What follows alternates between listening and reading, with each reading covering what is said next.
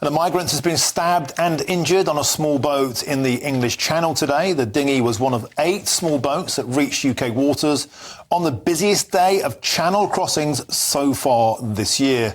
An improvement in weather conditions has seen an increase in criminal people smugglers attempting to launch multiple small boats from French beaches. And this comes as a new report shows the government's plans for housing asylum seekers is set to cost more than using hotels.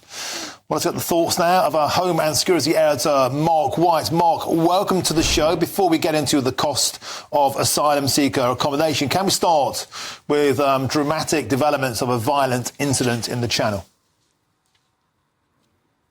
Yeah, it's been a really busy day of breaking news relating to the small boat crisis. What we can confirm at this stage is that a migrant has been stabbed and injured on a small boat as it crossed the English Channel today. One of 8 small boats, part of a record-breaking day this year. 450 migrants that made it to the UK compared to 401 the previous record day earlier this month. Now, this incident was brought to the attention of UK authorities around about lunchtime today.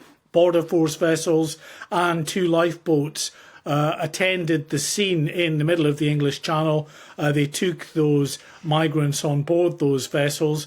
The injured migrant, we don't know any more details about them at this stage, was taken on board the Walmer lifeboat and taken to Dover Harbour, where an ambulance was awaiting that lifeboat's arrival. Our Kent producer filmed exclusive images as the ambulance was there on the quayside, the paramedics there to treat that injured migrant as they came off from the lifeboat.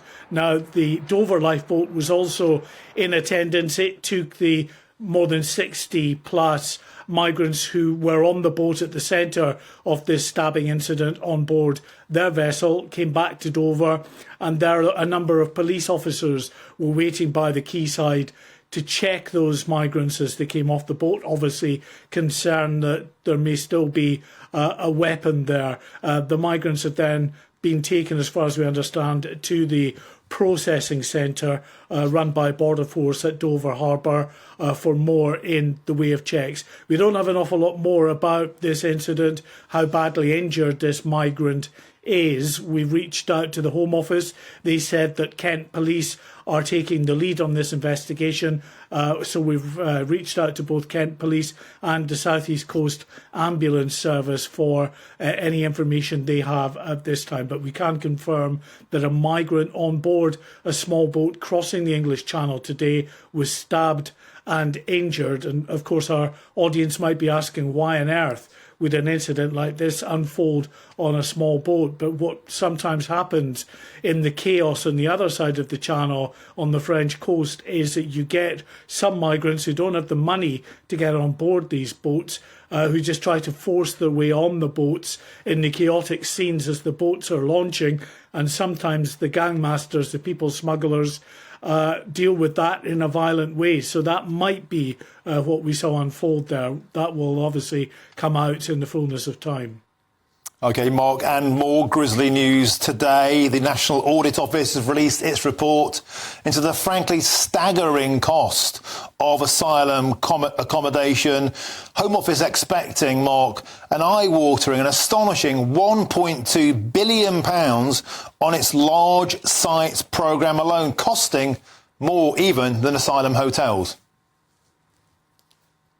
Yeah, the National Audit Office figures show that the cost of redeveloping and converting various larger redesigned sites for use by asylum seekers will cost an expected £1.2 billion. That, they say, is about 46 million more than if those migrants were kept in hotels. Now, Rishi Sunak, of course, in August of last year, promised that he would end the use of asylum seekers in hotels. That was not suitable, he said. It was taking, of course, these hotels out of commission for communities where they're often a vital asset for weddings, other key events. They're no longer available. On that front, the Home Office have just announced this afternoon that by next Friday they will have handed back 100 hotels to their local communities again, having put migrants either in rented accommodation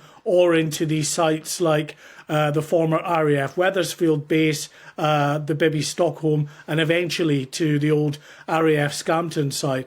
And on that National Audit Office finding, what the Home Office say is it doesn't tell the true story. Yes, there has been a cost, and a significant cost, in the way the Home Office has kind of rushed through to get these sites in play, to get them redeveloped, probably paid a lot more than they would have done had it been done on a slower time scale.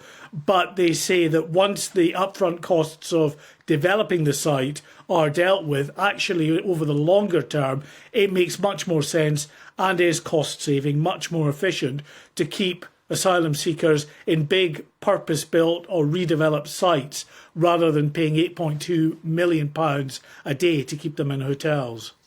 OK, Mark White, a thorough and excellent summary. As ever, thank you for joining us